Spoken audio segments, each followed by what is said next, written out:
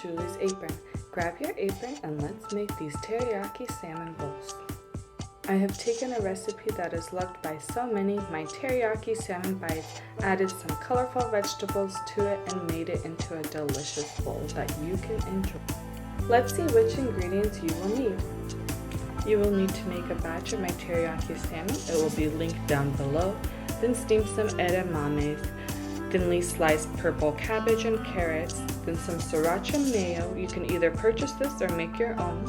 Some cooked white rice, and then some thinly sliced cucumbers.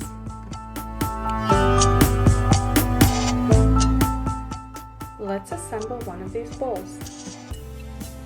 When assembling these teriyaki salmon bowls, you can add as much or as little as you'd like of any of the ingredients, but start with some white rice and then top with the vegetables, as many as you'd like.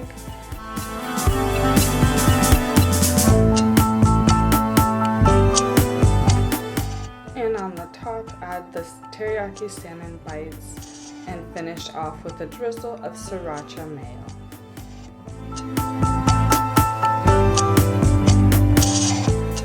These teriyaki salmon bowls are so good.